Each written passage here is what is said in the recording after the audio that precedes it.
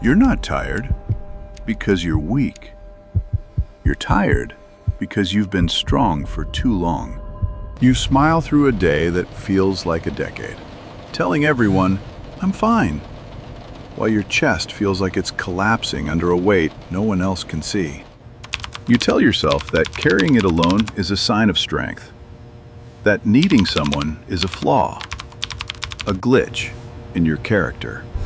But what if that strength is actually the very thing keeping you stuck?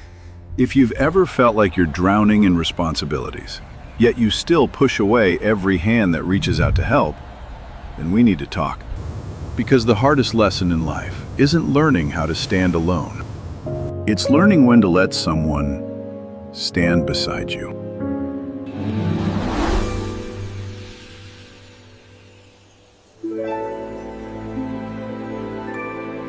In a quiet town where time seemed to drift, lived a man named Daniel. He wasn't famous or wealthy, but he lived by a rigid, unspoken vow. If it needs doing, I do it alone. When the roof leaked, he patched it in the pouring rain. When deadlines loomed, he worked deep into the night, wrapped in silence. When sorrow came, he buried it so far down that even he couldn't reach it. People admired him. Daniel is a rock, they said. He needs no one. And over time, Daniel began to believe the myth he had created. But hyper-independence comes with a quiet tax. His home became a collection of half-finished projects. Sleep turned into a luxury he could never quite afford. And his eyes, once clear and steady, now carried a permanent shadow of exhaustion, a cost no one talked about. Whenever someone offered, "Hey, let me help," Daniel's response was automatic.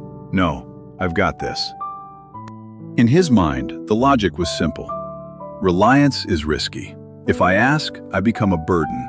If I receive, I become weak. What he didn't realize was this. Hyper-independence isn't strength. It's a trauma response disguised as discipline. So he kept stacking the weight of the world onto his own shoulders, even as his knees quietly began to shake. Still, he carried on. One evening, drained beyond words, Daniel missed a step on the stairs. Snap, a twisted ankle. Small, but final enough to stop him. Pain shot through his leg as he collapsed onto the cold floor. The house felt unbearably silent. Too silent. His phone lay just inches away. One call, one name. That's all it would take. But he didn't reach for it. He sat there, teeth clenched, waiting for the pain to pass, waiting for his pride to settle. And in that stillness, something heavier than the injury settled in his chest. For the first time, it wasn't the pain that scared him.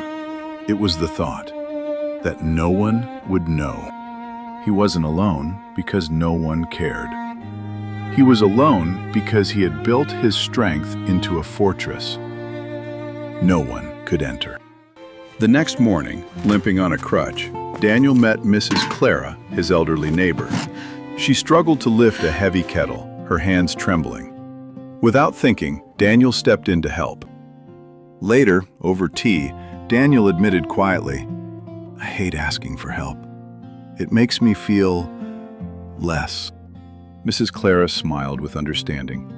"I used to wear that same armor," she said, "until I learned one simple truth. You think asking for help burdens people," she told him. "But when you refuse their help, you rob them of the joy of giving." Daniel froze. "Think about how you felt helping me today," she continued.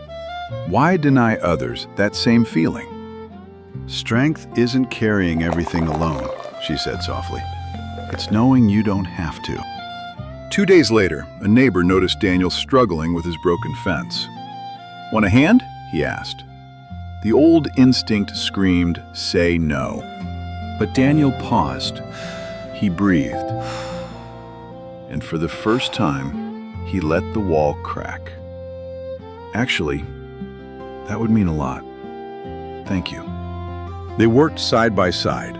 The fence was finished in half the time, and the weight in Daniel's chest felt lighter. He didn't feel weak. He felt connected, something he hadn't felt in a long time.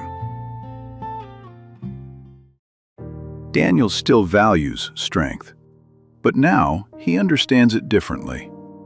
Needing others doesn't mean you are broken. It means you are human. And humans were never meant to carry everything alone.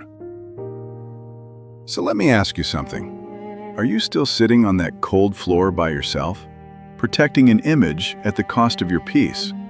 One day, it won't be a twisted ankle. It will be the quiet realization that no one truly knows how heavy your life has been. Listen closely. Independence is a skill, but interdependence is wisdom.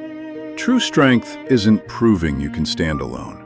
Sometimes the bravest thing you can say isn't, "I'm fine." Sometimes the bravest thing you can say is, "I need you." And that one small sentence might change everything.